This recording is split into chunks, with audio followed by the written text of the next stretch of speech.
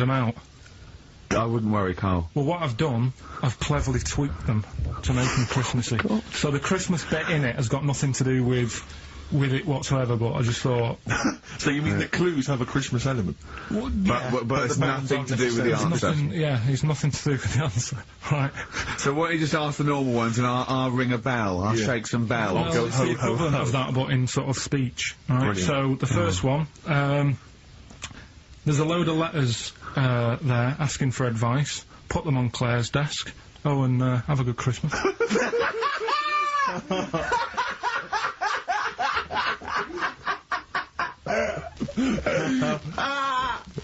Oh! No, give it to us again. Oh, God! Right, so there's a load of letters asking for advice. Put them on Claire's desk. Oh, and have a good Christmas. Right, but bear in mind, people, that the Christmas element may not be relevant to No, these that's got clues. nothing to do with it. I don't want to. Okay. You know. And the initial there is F. Right? That's F. Alright. Right, the Next one. second one. Ask your mum if you should. After you've wrapped the presents. Right, so Ask your man if you should. ask your mum if you should after you've wrapped the presents. That's S. Yes. S. Alright. Right. Okay. And the last one, a couple of people were arguing in the supermarket at the fruit and veg counter. But it's busy in there because it's Christmas. That's probably what brought it on. So that's B. Oh. B. Oh, God! So they're the three. Will I just recap? Yes, please. Yeah, I have no idea. so I the can't first even. one. I don't know what to start thinking. Well, Right, there's a load of letters there asking for advice. Put them on Claire's desk. Have a good Christmas. Have a good Christmas. Second one, ask your mum if you should. After you're at the prison. S. And the last one, a couple of people were arguing in the supermarket at the fruit and veg counter. But it's busy in there because it's It's Christmas. busy because it's Christmas. That's a B. So they're the three things. Right, here's the last clues of the year. You had, there's a load of letters there asking for advice. Put them on Claire's desk. Go That on, was no idea. F. That was for foreigner. Foreigner. I don't know what you mean. Claire Rayner, she took advice, she gave people advice.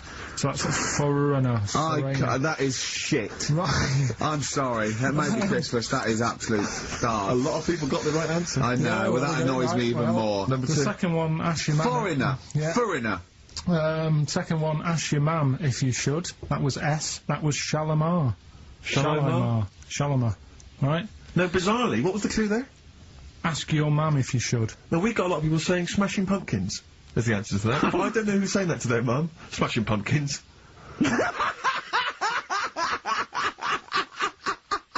Merry Christmas, Mum. Smashing Thanks very Pumpkins. much. Nice bollocks. Oh, that's great. That's great. Right. Smashing Pumpkins. Your dad bought them for me for Christmas. Yeah. Ah. And the last one, Lovely plums. What, my Victorias? Oh, God. right, we've got to wrap it up, we've got to wrap it up. Come on, then. A couple of people were arguing in the supermarket at the fruit and veg counter. That was B, that was Banana Drama. They were, like, having an What do argument. you mean banana drama? What, no, wait. What group is banana drama? What group is banana drama? So, You're a fool. You're a twat. When you say that, but you accuse Carl of that, you're also accusing lots of the listeners, including the winner, Nicola Rogers, of London, and she wins those great prizes, and she got them bang on, so... Banana drama. so can we finish there now? Yeah. Yeah, What do you mean? What do you mean, can we finish there now? Just play the ads and go.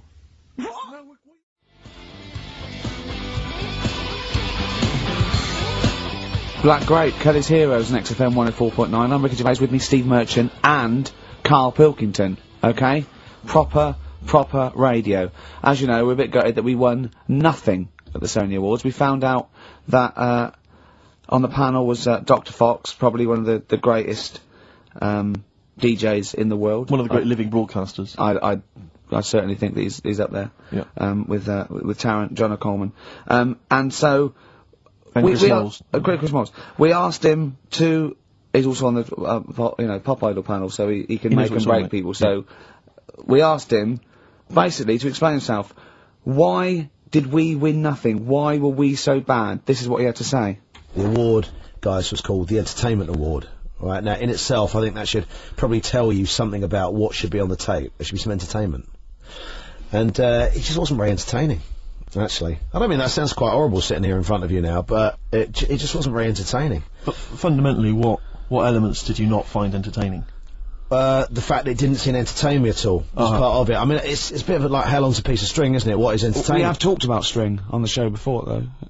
Then there were loads of people I'd never heard of in my life, and some of those were perhaps a bit more entertaining than you. The people that got silver, I think they were called Joe and Twiggy. They worked for a station in the Midlands, I think Trent FM. They were actually pretty funny. Funnier than ours stuff. Yeah, yeah, they were actually. Yeah, they were funny, and they seem to sort of understand their local. They seem to understand their market a bit more. And then I got onto yours. I think, oh, great, Ricky Gervais. Yeah, he's really funny in that program, isn't he? I must watch that. I'm going to absolutely die laughing here. And oh God, it was painful. How would you have improved it, just listening? Bit of humour, be quite good. Bit of humour, essential, I would think, to an entertainment show. A bit of prep, you know, a bit so get in there and actually think about what it's going to do, perhaps. Well, right, okay. Well, thank you, Dr. Fox, for your honesty. We've got to the bottom. While you're here, can I just show you this? That lump. Do you still do prescriptions? Dr. Fox there. He was, you know... He was honest, he was blunt. He was blunt, you know, I'd like a second opinion. I'm only joking, he's not actually a doctor. In fact, well, he used to be called Dr. Fox, and now he just calls himself Neil Fox. I think he's been struck off. No, he's Neil Fox MD. Right. He's just... I wondered if there was some malpractice, that something happened. I mean, Someone was under, and he sort of, you know, went a little bit crazy. Let's leave it there! Yeah. Because Froggy will not take that lightly. Who? Froggy. What do you mean Froggy? He's Dr. Frog now, he's changed it to not Fox. He hated Fox. But are we going to heed his criticism? Because it was about, there was no preparation, we weren't funny, fair enough. Yeah. There was just really no content. We didn't care about we didn't care about the show. The demographic we were meant to be aiming at. Just sounds like a lot of work, all that. Well, I think what we can do is we can take it all on board and immediately forget it and carry on, because it's easier. What about that? Brilliant. I'll tell you what we could do, though. Play some bloody great tunes. Well, thanks very much.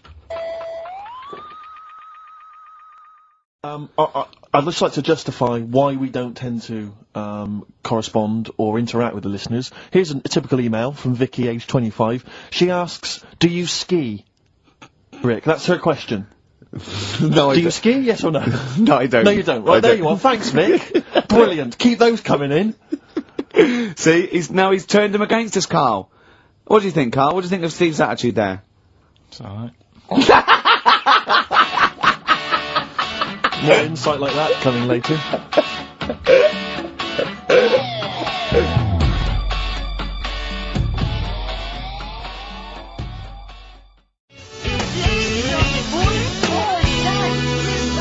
Athlete, you got the style on XFM 104.9. I'm Ricky Gervais, with me Steve Merchant and Karl Pilkington, innit? Alright? Brilliant. Well, you know, the funny thing was, the day of the Sonys, the radar figures came out. That's the body that tells exactly how many listeners you've got, etc. And XFM went down a little bit across the board, except one show, Steve, that went up 34%. Keep talking. Well, what show do you think that was? Well, I'm trying to think. Would it be Zoe Ball? No. Would it be Christian Connell Breakfast Show? No. It was this little mother of a show. Really? Up 34%? Yeah. Everything else went down. We went up 34%. Yeah. So maybe Dr. Fox should be listening to those figures. Indeed. Yeah, will we get a pay rise? Will we get a 34% pay rise, Carl? Ooh, up to 80 quid a month. No, because for the last, 2 years, there's been nothing there, and you've still been getting the same money, haven't you? That's the way it works.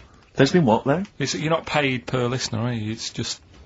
You know what I mean? It seems like it. I think they've each given us 5 pence. Exactly. I went along to, I came in for the presenters meetings I've never been to before. A presenters meeting, I didn't know they existed. And I just came in to annoy Carl, it was about 5 to 6, so I was gonna get him as he knocked off, we're gonna have a Sorry, and the presenters meeting is what? That's where they dish out which amusing news stories they're gonna read out, is it? Yeah, or no, what order they're gonna play, Athlete, Coldplay, right. the Vines.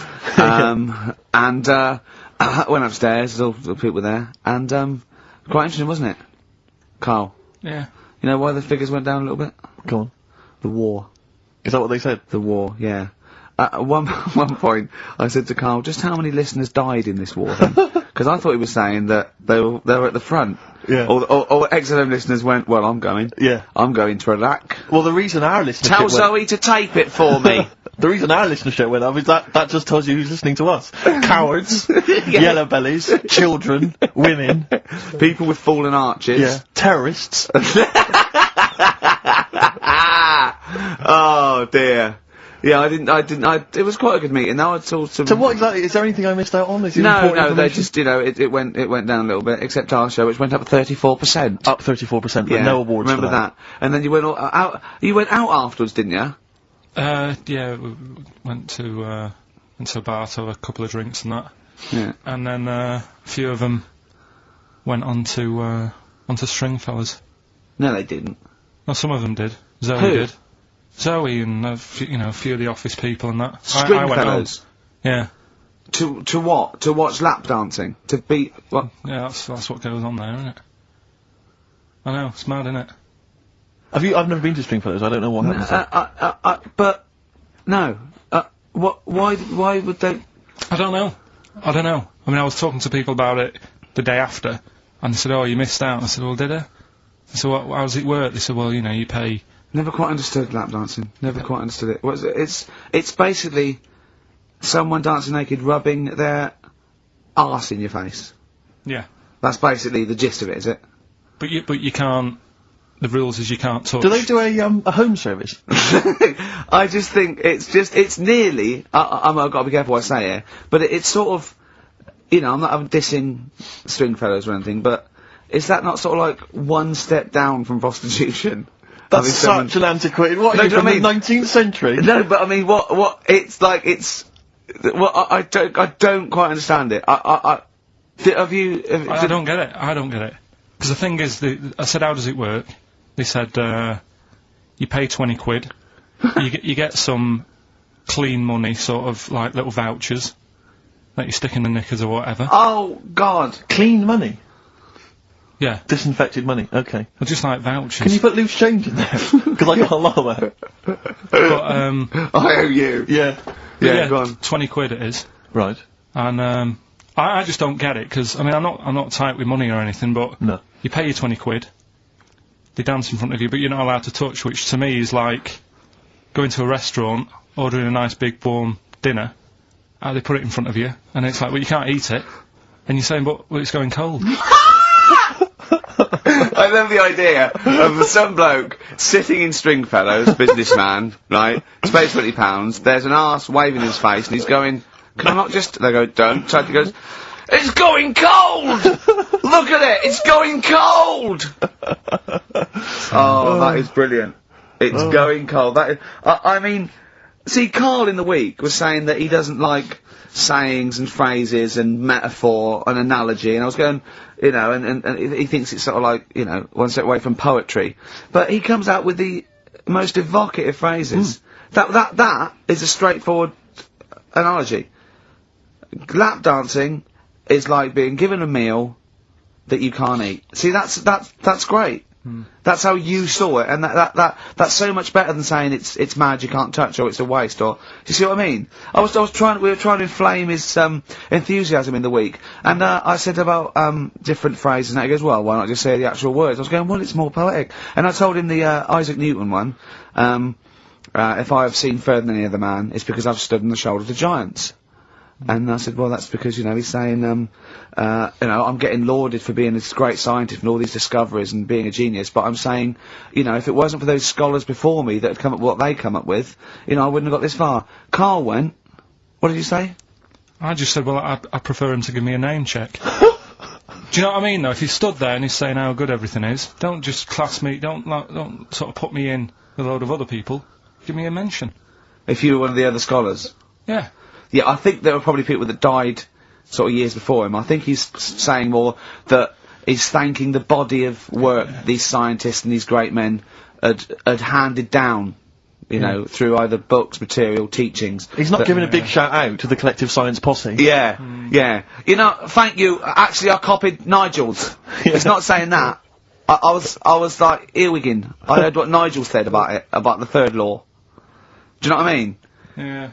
I mean, I look into sayings and stuff Go a lot on. more and see if they work. Well, one that happened a couple of weeks ago, right? You were talking about the you can't have your cake and eat it. Is that what you said? Well, I never understood that, because I thought, well, what's the point of having your cake and not eating it, rather like your lap dancing analogy. But it actually means you can't have eaten your cake and still have it there, Yes, obviously. Exactly. Well, the time that I saw that saying work, right? I was in Asda with Suzanne, Yeah. and you know those big binders you get with nice cakes in them Yeah. for birthdays and that. You can get one with like David Beckham on the front of it. Yeah. You can have one with, you know, Thomas the Tank Engine if you want. Ricky Gervais. Yeah, Yeah. you can have one of them. And I saw one of those comedy ones where it is like a big pair of breasts, Yeah. and that is when, you know, you can have your cake and eat tit. Play record. No, but you see Play what I'm record. saying? Play record. Play record. I want to talk to you about it. About puns. Just Blur, Out of Time, on XFM 104.9, Ricky Gervais, with me, Steve Merchant, and Karl Pilkington. Yeah. Steve's a bit quiet, he's got a bit of a sore throat. Oh, a bit of a sore throat. Murder. All week. It's been murder, Rick. We couldn't work all this week, No, I've been because off sick. Steve's been in Bristol. Carl, you're not impressed? It's just, I don't understand why having a sore throat sort of. Oh, he's done you. Right, what if the sore throat was so painful it was like you've got broken glass and razor blades in your throat? You can hear now that I'm not even speaking from down in the throat, I'm speaking from the very top of it like that, so it sounds a bit weird. But you're right. What? Your hands are alright, aren't they? Yeah, but we talk when we're writing, don't we? I can barely talk. It was it was agony. I couldn't sleep because it was so painful. Even when I was just lying there, motionless, it was hurting. I just was surprised because we got back off holiday and called Ricky and said, alright, is Steve alright? And he said, oh, he's had to go back home or something and he's stayed there because he's got a sore throat. Yeah. I didn't understand why you can't, like, just go home. I mean, how old are you? What? I don't understand why you got to be 29. at your mum and dad's when you're feeling I a bit ill. happened to be at my mum and dad's. My mum and dad's. Now I'm talking like you. When this sore throat really kicked in. So I thought I may as well stay and get a bit of the creature comforts of home. Do you know what I pictured though when he told me? See, my parents aren't like yours, Carl. Your father would have popped down to the phone box and maybe looked to see if there were any kind of throat lozenges. Strepsils. Yeah. Whereas my mum phones at the doctor first thing she can. I'm straight down there with my dad. They're snapping into action. They're trying to sort me out. It's a bit like that Ronnie Corbett thing, isn't it? Sorry. That sorry thing. You're right, Carl. Yes, you're absolutely right. It's just like that. Oh, No, dear. it's just because You just went on holiday with your parents. Well, not with mine. No, with right. Suzanne's, and it won't be happening again. So Well, that's that sorted. we'll have Didn't more work about out that for a little you? bit later. SIBO and Bitter End. I don't want to contradict you, lads, but it's not. We've got a full hour to go on the Ricky Gervais show on XFM 104.9. I am Ricky Gervais, the aforementioned Ricky Gervais, with me, Steve Merchant and Karl Pilkington. Blockbusters. Oh, ding dong. Oh, who's that? Oh, it's a posh bloke who doesn't care about poor people. Hello, posh bloke, what are you doing? I'm in my Rolls Royce and I don't like the homeless. Oh, posh bloke, don't be a... You want to do this? Satire. That is satire. Yeah. There's nothing like So it's it. political as well. I'm getting Oh, in but there's so political many. Don't things. even begin to show off. I mean, I was the showing that subtext. some foreigners are funny. I got in the fact that, like, if you noticed that Chinese people wear different hats to us. Yes. So that's political in a sense. Yeah. So, The weird thing is, Steve, right, that is like what I imagine Ricky's house being like when people are ringing the bell. Because they're all so different, it's got a little... he's obsessed with all my friends being slightly different to each other. I've never understood it. He goes, there's no thread. There's no thread to them. All my mates have got a thread running through them. I was in, literally after they walk out of the home. Yeah. But what do you mean my friends all different? Well, that could be... it wouldn't surprise me if I was round there and the bell went, and I said, do you want me to get it? And you said, yeah, and I opened it, and it's, you know... What, holy fuck? Holy, yeah, he's at the door, right? And then I'd say he's busy, close the door, bell would go again, then you got the little gay fella, David Gray. yeah? And then, do you know what I mean? Yeah. Not really, no. He's met some of my friends and he looks at them in a weird way. I mean, some of them are weird, but, he's just... Oh, the other night, right, he's got a thing about Robin, my mate Robin, right, who's a lovely bloke, right? He's going, I can't be handling him, he talks too much, you know, Robin sort of goes, and he talks really fast, and he's sort of riffing all the time and that, and because it does me head in. Why is he talking like that? And, I said, Carl go out for a drink. I went, he went, Robin's not gonna be there, is he? I went, no. And I was there with, Johnny, and, I'd set him up. I knew Robin was gonna be there. Robin comes in, sits down and goes, hi. I go, alright. Carl goes, I'm going. And Robin sort of looks at him. I went, oh, don't be stupid. He went, no. And this is in front of Robin, who's confused. Carl goes, points at him, he goes, I said, was he gonna be here? You know I don't like him. And Robin just, it was unbelievable. It was unbelievable. Appalling. It was unbelievable, Steve. And Robin sort of looked like really genuinely sort of upset. He goes, well, shall I go? I went, no, don't. And Johnny went, oh, Carl, he's a lovely bloke, right? And Carl went, well, no, you know, I'm less annoyed at Robin now, who's done nothing. No, of course. Than you. And I went, look, just have a chat. He goes, no, it's not worth it. You know, and Robin was going, right. I go, Robin, stay. He went, no. So and I made them stay, and in the end they were getting on, weren't you? Well, yeah, in the end, I can't believe, what were you thinking, Carl? What kind of a despicable man are you? That's why am I the bad one? Of all the things you've done, Hang on a minute. is terrible. Why am I the bad one when it's Ricky's fault that we were both there anyway? We all understand. But it's the a public rule place. Is you don't say to someone in front of them, I don't like this person, I'm shooting off. I don't think I said it like that. You did. You I said, wouldn't be you surprised, said exactly like that. Yeah, and he was like genuinely confused, and he was sort of like sitting there thinking, oh, do I have to take this? What have I done? And he was upset anyway. He just done a show that didn't. You know. are one of those typical mancs who are arrogant and they swagger around the place like, I don't need anyone. And I'll tell you this: if you ever lose Suzanne, you are going to be one lonely man. I'll tell you, because you make no effort to maintain your friendships. You say these sort of things that he's saying to you about Liverpudlians, and I'll tell you what, I've never met a Liverpudlian as rude as you. You're like the Oasis brothers, you know, Larry, loud, rude. No, but I said no, Robin's alright. I had a chat with him. He was a bit quieter the other night. He was fed up. I said if he's fed up all the time, I'd be happy. I said. He's fed up because you've just insulted him. And he said he was alright, he didn't talk much. I said when he was upset because he'd been in the show and stuff, he said, well, tell me next time one of his family dies, we'll have another drink. I don't know what you're like, Carl. I don't know what you're like, mate. You are I just think you're, the more I get to know you, you're the more not a good mate with him. You would like taking the fun out of his little thumbs that he's got. Yeah, but that's my squeezing his head to you, isn't it? I've got different mates with different parts of the body. Yeah. I like to squeeze your head. I like to look at his thumbs and that. It's weird, you know, because right, I was thinking of doing a bit of educating Ricky. Yeah. Right. I'm always looking for stuff, learning stuff as well as doing the other job and that. Yeah. And when we went out with Robin, and what does this mean to anyone? Yeah. I'm just having a conversation about people they don't know. Go on. Well, it's enough, innit? His name's Robin. He's got really small thumbs, right? He looks a bit like Millhouse, doesn't he? That sums it up. He's like Elephant Man. You know what you get in there, right? Robin, he's got little thumbs, right? So I wonder if he's listening. I wanted to do some research, and I thought, I wonder if there's anything on small thumbs, right? I found something. Do you know the saying, rule of thumb? Oh, is it an inch? Well, do you know what the saying means? Is it hitting your wife with a stick? Yeah, Okay, apparently. come on, explain. Well, rule of thumb, do you know what that saying means if someone says... Kind of, yeah. Well, it just means... a rule of thumb, it's a general rule. Yeah, exactly, yeah. Right. Well, where it actually came from is, years ago, husbands weren't allowed to sort of clout the wife with anything. What was it like in the past? I know, yeah. You couldn't clout your missus. With anything wider than your thumb. The stick had to be the same, no bigger than your thumb. And I was thinking big Robin bloke could do no damage if he went out with anyone. Although his is wide, he's got a little thumb like a little knob, isn't it? It's like it's truncated, because it starts off normal. It looks like he's had, his big toes put on his hands. Does he have to drink a pint with two hands? Yeah, yeah. And he's dropping stuff all the time. Can I just go back to the rule of thumb thing, though?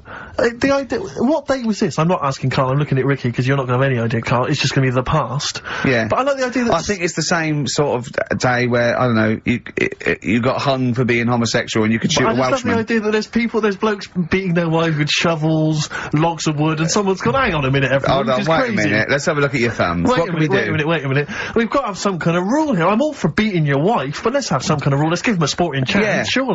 He goes, well, I'll tell you what about you can hit her with the width of your thumb? And the wife goes, make it the width of his knob. I go, no.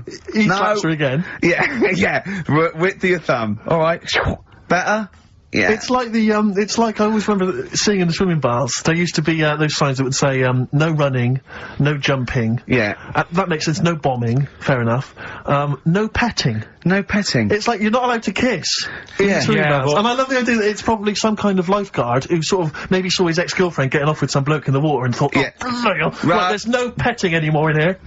What do you mean? No petting, you're not allowed to kiss her. Or, no one. You're not doing this just because No, you used to go... nothing, there's not a problem. Okay. Not a problem, just leave and don't kiss. You want to swim, but don't kiss. There's no petting. Did you just write that on in Yeah. yourself in biro? Yeah. No. What's this no fiddling downstairs in or out the swimming pool? No. No fiddling with her downstairs? No. Right. Does annoy me though. I was saying to Ricky the other night when we were walking somewhere. No people taking who, her for a drink afterwards. You can't enforce that. people who kiss and that in the street. That Oh annoys me. yeah, people showing their affection for one another. No, they can hold their hand and that, Yeah. Sure. but it was just. Yeah, I agree. I agree, yeah. I see two people eating each other, like, in a restaurant or something. Two people eating each other? You know, snogging Oh, in right, public, okay. yeah. So that's that. Answers for Rockbusters we're doing now. Yeah, oh, well, come on then. Well, Well, no, we- I think let's play a record, let's come back with that. apparently we've got what about a bit of Cure? You want a bit of Cal? Yeah. We're gonna go wrong. We're gonna go wrong. Ding dong. Oh, here you are. Oh, it's a fat fella with lipstick. Hello. So anyway, I found these things. Do you want to hear? yeah. So what's this? Explain this again. Right, so I got back off holiday. The first job I found out I've got to do is work with Ricky for a voiceover. I do a regular thing, I do X-Ray magazine, but I'm allowed to make the script up, and they said I could, so I did. Right, so imagine this. Well, I know you, Rick, and I know you like to put a lot of work into these things. Yeah. You want to do a good job. So he rolls up, he says, let's do it then. He said, what's in the magazine? I said, well, here's a selection of stuff, this is what you've got to sell. He said, leave it with me. He goes into the little booth, and the first one he comes up with is this little advert for it, right? X-Ray magazine, it's out now. It's a £3.50 May edition. Music of Tomorrow, Dandy Warhol's picture, and there's a free CD with all the Placebo and the Donners, and Smog, and Nightmares on Wax, Alpine All Stars. Only £3.50. It's out now. Buy it, innit? Have you got a sore throat there? Well, that's alright, isn't it? And he was going, you can't, I said, we are doing that, I've done one, that is it, that's it. So I persuaded him, he went, right, okay, we can possibly put that on XFM, right? I'll have to see, right? And so I wouldn't do it again. And he went, but you need one for Capital. He said, Right. Capital will know what I went, right, I'll do one more for Capital, right? Because all the stations advertise the XFM Yeah. magazine, right? So this is the one that he thought would be alright for them.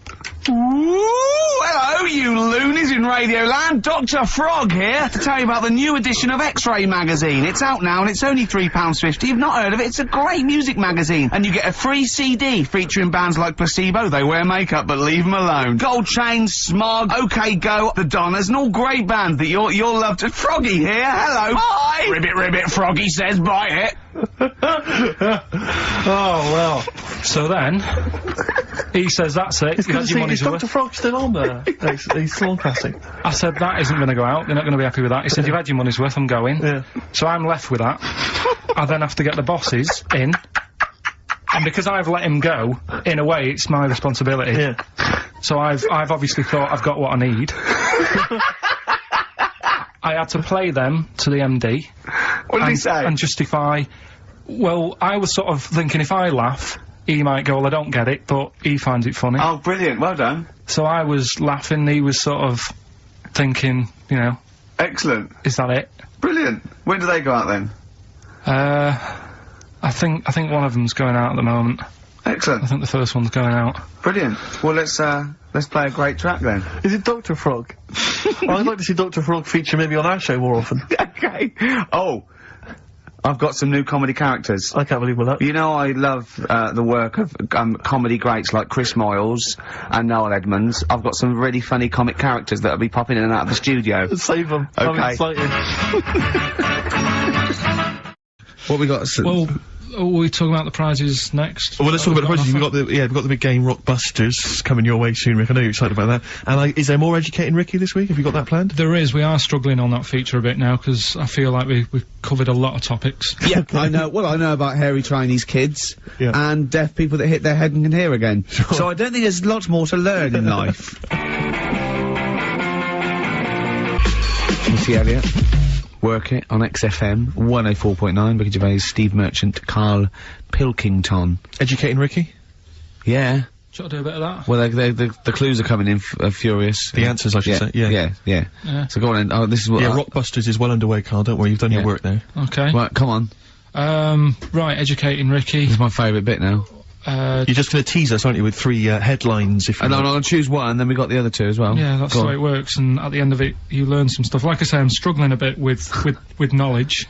Yeah. At last he confesses. Yeah. Go on. So the 3 headlines for you to pick from, we've got, first one, we'll have a big fire tomorrow. I got a feeling there's some vegetables involved. Yeah, go on. Maybe. Second one, he's a bit of a nuisance. Okay. Alright? Right.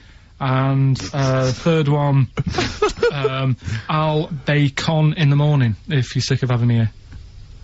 Oh, that one. I'll bacon in the morning if you're sick of having me here. Right, I'm having that one. That's brilliant. Right, well, it's a saying. Do you know, cold shoulder? Giving someone the cold shoulder? Yeah. Alright, if you have someone round at your house, and, you know, you try to get rid of them, and they're hanging around and stuff, and you're like, oh, I wish they'd go, I'm tired and that. Well, years ago, when? Literally years ago. Well, ages ago. sort of, Olden times. I think it said medieval times. Yonks ago then, yonks ago. Yeah, medieval, yeah. We're going back quite a bit on this Well, one. you know when you find out these books, why don't you just pop down when it was? Just make a note. I don't think it says all the time, it just sort of says, you know, a few years back. Yeah. No, it doesn't. Well, Never. Alright, I'll make an effort next week. Okay. Right? So, it's annoying that, because my girlfriend said to me, just make a note of the time and they'll stop having a go at you. Yeah. Yeah? And I kind of thought, it's alright. Didn't listen? I don't think it matters anyway in this one. We're looking at the saying, right? So Yeah. it's giving someone a cold shoulder, right? And what it is, right? Ages ago, there wasn't enough houses for people. Right. Because there wasn't much money being made. You know, there weren't big businesses. People weren't earning good money like they are now. So there wasn't as many houses, right? So what you ended up getting is like, you know, the rich people having a nice place to live. Oh. And the poor people were like wandering about, you know, looking for places to live and that. And what they ended up doing is, they had like, people would go round to the mate's house and say, look, I haven't got anywhere to live. It's a bit cold. Can you let me stay? Right? So they'd go, oh, alright, then you can stay a couple of days. But they ended up staying for like weeks. Yeah. Right?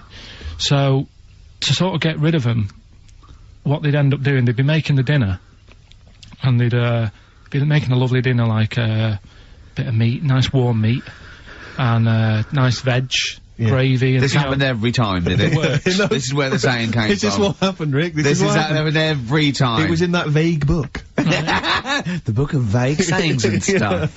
Right, so they'd be making a nice meal, but what they did, they looked after all the family, but the person who won't go home, they just give them some, like, sort of a cut-off of cold meat. Right. So they'd say, you're giving them the cold shoulder. Meaning... Right. Okay, that's rubbish. Okay, absolute... Carl, why does that necessarily work? Yeah. Why do they always, in every situation when you want to get rid of a lodger, well, still feed him every day, but make the meat lukewarm. So They always leave then. Yeah. Oh, this food's lukewarm. I'm gonna become homeless and they again, go, wandering the hold streets. on, are you giving me the cold shoulder? Yes. Do you want me to leave? Yes, just say leaving. No, I like to do it cryptically. That way, in years to come, someone will have a little saying about it.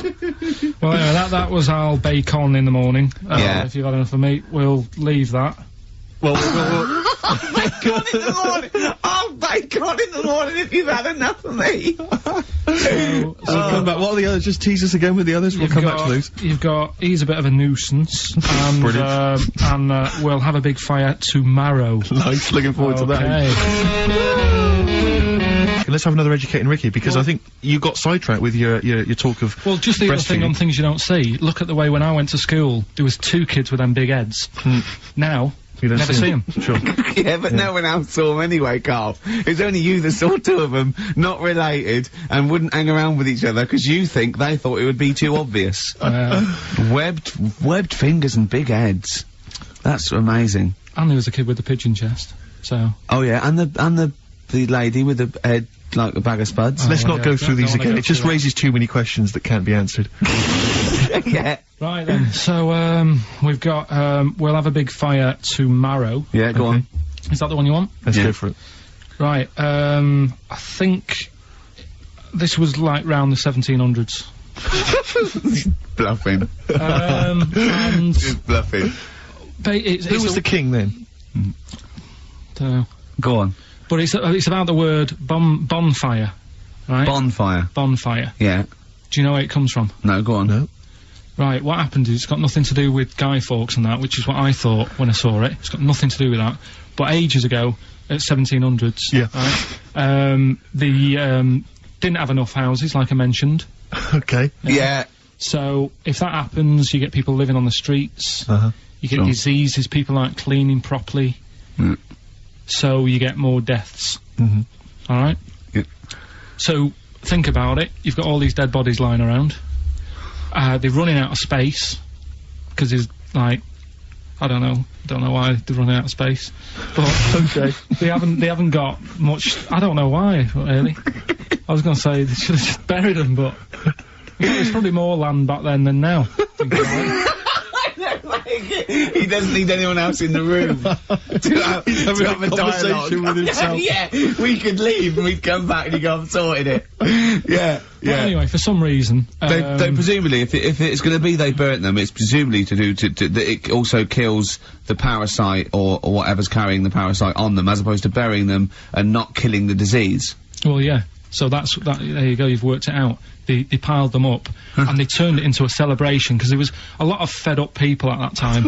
Is this to be the word bon, meaning good? No, I'll tell you in a minute. Go on. So, you've got all these people who are, like, going around, and like, oh, you know, so-and-so died the other day, and, you know, nearly every week someone they knew was dying, so you can imagine, like, just constant, like, being depressed. So, and they've got all these bodies lying everywhere, it's like, oh, God, what are we gonna do? So they said, we're all too fed up at the moment. Said, let's make this a better world. This was 1701 by the time they got together. Yeah. So they said, what we need to do is have a big party. So they said, yeah, Good thinking. see what you're thinking.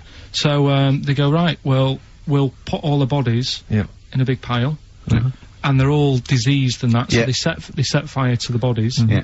and they said, let's have this as a celebration to remember them by, and you know, we'll have a drink and that, and have a chat. We'll have this big fire going, and it came from bone fire. Ah. Right. So Bone it was fire. it was all the bones. Bonfire is bone fire. Yeah. Excellent. Yeah. Yeah. That's interesting. So that's how it came about. Yeah. In the 1700s. Yeah. That was. No, probably. Okay. I reckon it was 1600. Probably earlier. I reckon it was the plague. I reckon it came from. But interesting stuff. Interesting Yeah. So stuff. that's Did you celebrate Bonfire Night? Is that a big celebration for you? Do you like the fireworks? I'm sick of fireworks. I just think they're rubbish. Yeah, fireworks. I'm not impressed. I've never been impressed by fireworks. Even as a kid, you know, you have to go to like sort of community kind of gatherings with a bonfire and fireworks, and like, Yeah. some local vicar or whatever would come out and. But I it also was think the just adults think the tedious. kids love it, and Yeah. everyone, and if they just got together and said, "Should we go this year?" They'd all go, "No, Yeah, let's not absolutely. go. Let's not go this year." What would be better is if the vicar had wheeled out like a massive rocket, Yeah. climbed in, gone last one to the moon as a bender, and then fired himself off. Now that, I'd pay to see. That's a firework display I'd like to see. As it is, it's just rubbish. dear. yeah. Is That's that your feeling, excellent. Carl? Yeah, Yeah. I'm not keen. No. Sorry, what clue was that? We'll have a big fire tomorrow. Bone marrow. Bone marrow. Genius. Let's play the record. Oh God! Good to hear that again. Always good to hear that. Suede. Animal nitrate. Carl's all flustered because there isn't a record set up, but he's getting all tizzy. He's been more worried about his competitions than sorting out putting records on ready. What? I'm after Steve's Song for a Lover. Well, I'll tell you what. You why didn't you carry on with your educating Ricky section? I'll have a look on the We'll keep it going, Steve. Yeah, you Cover keep it. it Go on. flip. Go on then. Right. Okay. We've had a few emails. Anyone got it right, Carl? Anyone?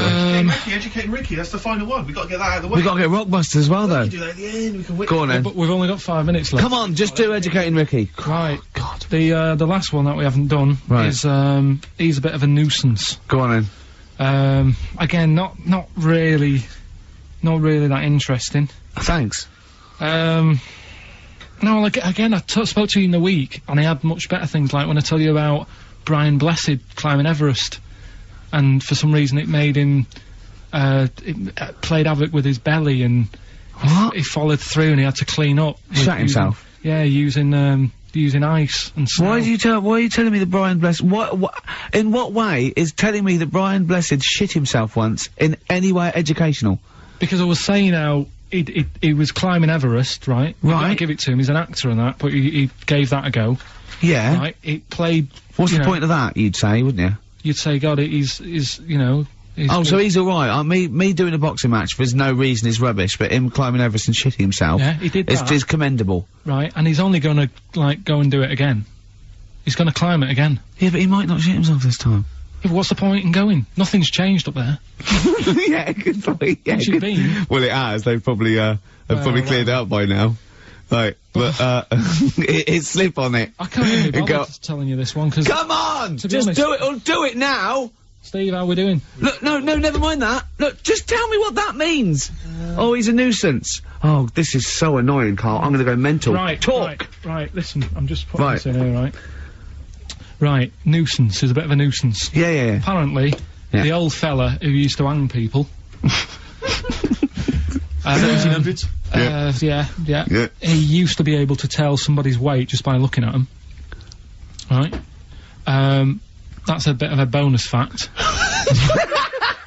We'll be the judge of that. The thing that I wanted to tell you is, money for old rope, do you know what I'm saying?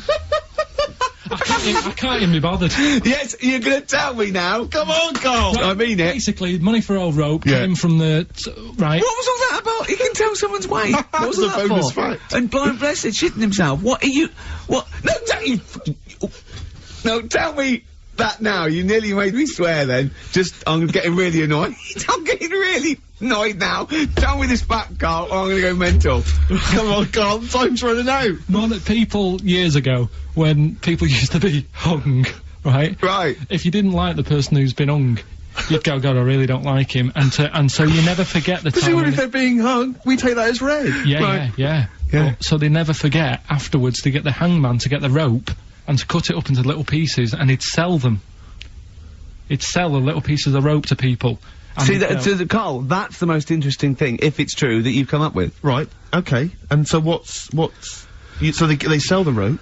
They sell the rope, and it's money for old rope. Money for old rope? Meaning, like, you know, God, it's easy to make money, that all they have to do is cut it up and sell it.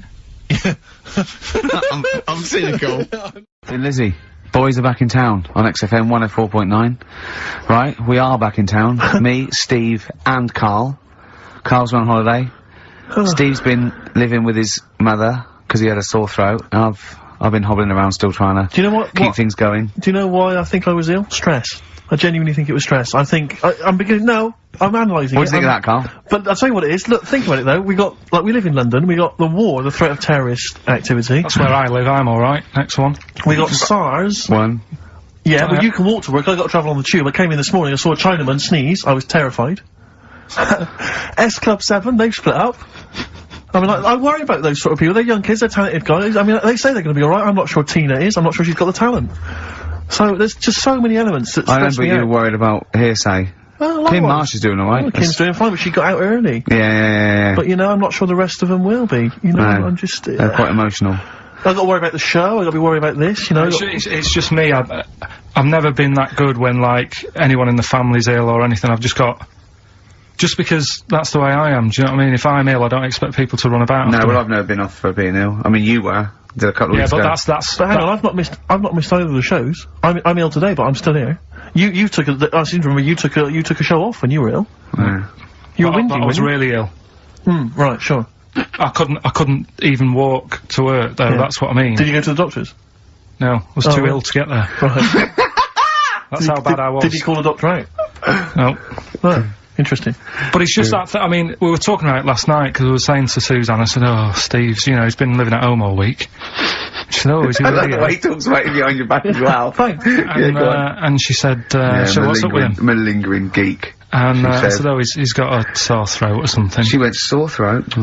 So, she said, well, you don't know how serious it is, don't be, you know, don't be offhand with him tomorrow, because, you know, if he's coming in and he's still not right, because she always sticks up for you. Yeah. Right? And she said, She's anyway, got some sense. she said, and anyway, you're no good when people are ill. I said, hang on, what are you talking about? So, apparently, when we first sort of started going out, the first time she was ill, she kind of thought she saw the real me. Because she was ill in bed and that, and I was saying, oh, get up. And, of course you can drink alcohol with these. And I just was like, you know, you make yourself feel worse if you lie in bed. I said, come on, we need to go shopping. And she said, you go shopping. I said, no, I'm not, because I'm rubbish at shopping for food. Do you know what I mean? I'm alright at getting that night's food, but once it starts, like, you've got a plan. Sure, yeah, you're dropping the bananas, you know Yeah, what I forget all sorts of stuff. So she goes all over the floor. Well, she was like feeling hot on that. She said, I've got a temperature, so we'll come to the supermarket and not hang about in the frozen chicken section, cool yourself down. Yeah, sure. And, it made her worse. So now she was like, do you remember that? And I was kind of like, yeah. Who's that hot woman sitting in the chicken fillets? Yeah. That's Carl's girlfriend. She's obviously ill again. Placebo. This picture with the androgynous vocal talents at the helm there of Brian Moloko on XFM 104.9. Informed Yeah. broadcasting. Excellent. Did you see, I don't know if Carl saw it, I know you watched it, Rick, it was extraordinary, it was a Sky One TV show the other night. It was something like, reality TV. Oh, yeah, I can't remember what it's called. Yeah. Excellent. And it was about basically what, the fortunes of I various... cannot get enough of it. The fortunes of various reality TV stars, since they've come out of the show. Christine Hamilton coming out of the jungle. And obviously, once again, always a pleasure to find out what Fats Waller is up to, Rick Waller. I mean, he's in the band now. He's got his own band. He was playing in some club in Rochester. There was about...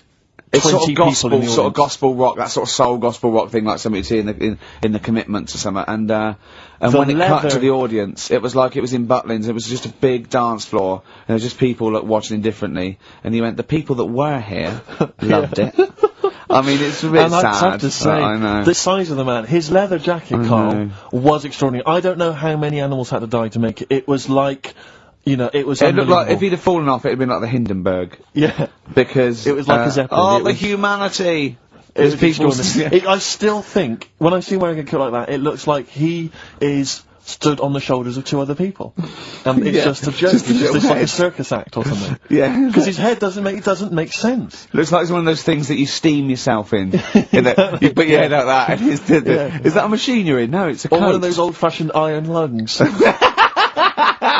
Oh dear. But There were some he's- magic moments. But there was a because once again, I mean, I missed a lot of the first series of I'm a Celebrity, Get Me Out of Here, but it Brilliant. showed once again the moment with Darren Day. Darren Day, a lovely guy, but that moment where he went off and sat on a rock and came back and he'd written a song. I know. Which he just and I can't. It was also things like I'm in a hotel room in another I town. know. Don't. And do it was like something you'd write when you were 14. It was unbelievable. When they showed it again, it's just stunning. I love songs you write when you're 14. It's like your first sort of like song where you know 3 chords, and it's always stuff like, there's a man, he's a lonely man, take a look at him, he looks a bit like me. Yeah. It is me. It's that sort of thing, like when you want to play it to someone and you want them to go, my god, you're deep. Yeah. My god, you're brilliant, aren't you? And that's about you, is it? Oh yeah, it is, yeah. I have to say, this is such a terrible confession. When I was doing a school play once, when I was about that age, 15, right, there was a girl who was in the cast with me, right, and she sort of, she was giving me the eye. I was thinking, yeah, well, I kind of thought she was, right, and there was It was glass. but there was another guy. There was another guy there as well. I was sort of competing for her affections. Oh no. And he was quite a witty guy. His name was Scott Hansen. He had Yeah. long blonde hair. Exactly, yeah. And I thought, well, a way to impress her, because I was 15 or whatever, I thought I was pretty smart. I sat in one of the adjoining dressing rooms, reading a copy of the philosophical book, Zen and the Art of Motorcycle Maintenance, which I didn't understand, but which I sat there reading it in the hope that she would walk in and think, my God, you're reading Zen and the Art of Motorcycle Maintenance. You don't go with the crowd. You don't want to come next door where we're talking about nonsense and people Yeah, are flirting. We're talking about the bangles Yeah, and yeah. curly whirlies. You're in here saying, look, just, if you want to come and talk to me, you're welcome, but I'm not... I'm a thinker. I bet you thought you were Kwai Chang Kane, didn't you? I thought it was like she'd think, Jesus Christ, I've never met anyone like him. That is genius. And she I remember the one time she accidentally walked in, she went, oh, sorry, wrong room, and left again. And that was it. Sorry, at 15, so this is about the time you took to wearing a bow tie to I'm impress slightly people. younger wearing a bow tie. I love that. No, I used to watch a lot of Harold Lloyd films. And, he always seemed to do very well. I love it. I love the idea of at 15 you going, well, it's time I went to wooing. Right. Right, on with the bow tie. Where's the Zen? Where's the pipe and my bow tie? It's a time I got me a bow. Yeah. I love that. But songs are great as well. The other thing you do, sort of when you're about 15, 16, is start writing songs about, like, the world's trying to take a piece of me. Hey, you think I'm going down? I'm coming back. I'm against the ropes. They try to drag me down. It's like you want to be Cool Hand Luke. Yeah. They put me in this emotional prison. The man's on my back. Who? They try and take a piece of me. Who do? Well, You're you know, 14. Parents and that, don't they? You're really Sometimes. comprehensive. The teachers. Yeah. I absolutely love it. I still remember a poem. I'll not say his name. We're about 14, 15. And we had to write a poem, and obviously everyone's was pretty rubbish, but we mercilessly took the piss out of this bloke, because I still remember the poem, and how he did it is he went through a dictionary and found things with that, and this is a poem, right, okay, remember? I've remembered this for 25 years, right? The reason why I had to die, did I bleed the blood of greed, what was my destiny? And when we hear this, we were laughing. I mean, for a year, we would go, what was my destiny? It was just great. Can I hear it again? I enjoyed the reason why I had to die. Did I bleed the blood of greed? What was my destiny?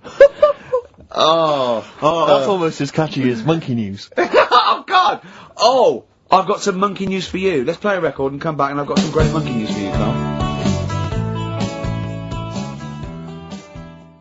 Badly drawn boy. All possibilities on XFM 104.9. I'm Ricky Gervais, with me, Steve Merchant and Karl Pilkington, and a few new characters. Steve, I can't believe as that. you said, you know, I know you love Moyles and his sort of wacky stuff, and Chris Moyles, Edmonds, one of the greats, one of the and greats. Edmonds, and just all No, Edmonds. well, I'm going to go along the same sort of vein. I've come up with a couple of. Can I do a little? Can I show you one? I'm excited. Okay. Right. It always starts with a sort of doorbell. So it goes, ding dong. I go, oh no, hold on, Steve, hold on, Carl. Who's that at the door? Yeah. Hello. Oh, hello. Oh, look. It's Camp David, the right queer gay. Oh, hello. Hello. You look all gay today. Is that because it's nice weather? Oh, no, that's not what it means. Oh, have you got a girlfriend, Camp David, the right queer gay? No, but I've got a boyfriend. Oh, bye. Right. Oh. Ding dong. Oh, it's another one. Hang on. Another comic. Hello. Oh, look. It's Holy Fuck, the little funny Chinese fella. Right, that's his name, Carl. That's his name, Carl. Carl. Hello, Holy Fuck. Harold. Right? Yeah, that's fine, So, that's fine. Mr. Fuck, you can call me Holy if you want. No, I prefer to call you Fuck. Yeah. Right? You're right. Nothing wrong with this so far. No. Have you got a girlfriend, Mr. Fuck? Achoo. Oh, you haven't got that SARS, have you? Yeah. No, that's my girlfriend's name. See? Yeah. That's clever. Oh, just before you go, Mr. Fuck, I've got two things here. I've got a nice trilby hat that you could wear, or I've got a little lampshade. Right. Right? Which one do you want to put on your head and walk around? I presume the trilby. No, but it's not. No. Yeah. The lampshade. Lampshade, of course. Bye. See See you later. Yeah. I thought they were genius. Can I be honest? I mean, I'll be honest. I thought they were brilliant. I thought they were. You didn't steal them off Chris Moyles, No, they're original. They're original sometimes characters. Chris Moyles has done stuff as good as that. I know, yeah, I know, but no, these are all mine. So there you go. We'll be hearing more from Camp David, the right queer gay, and Holy Fuck, the funny little Chinaman. What? All right, Carl. Yeah. Is that your sort of humour? It might not be your sort of humour. You just should have run it past me before you did it. Yeah. What one are you worried about in particular? The not Camp David. Well, say his name. No. Say his name. I'm not Which speaking one? out. I don't know The which other one you mean. The Chinese fella. But I forget who that was. What was his name? I can't remember. Well, if you can't remember, it can't be that good, so we'll leave it. We won't do it again. Right? I'll tell you what I've got, Steve. Oh, what? Tell you what I'm thinking. Go on. Right? Do you know, like, TV programmes sort of get rested in the winter? Ding dong. Oh no. Hang on, who's this? Oh, Go on. hello Go on. again. Not now, Mr. Fuck. We're talking. Bye. Is that Holy Fook again? Yeah. Okay, go. Look at Carl's face. Right. Okay, that's it now. I'm not answering the door anymore. Right. Okay, go on. Right, yeah. Ding dong, ding dong, ding No. dong, ding dong. He's trying to get in. You've got. Don't be impolite, Rick. Come on, Rick. He wants to come in. No, it's too late. It's too late. He's gone away now. Go on. I would be lying, Rick, if I told you that didn't feature in my list of the best singles ever. That's lovely. It's a If I can't change your mind, Sugar. great pop tune. Brilliant. Absolutely brilliant. I think Carl's worried about one of the names of my characters, so I'm changing the gay fella's name to David Gray, the bent pianist. Right. Excellent.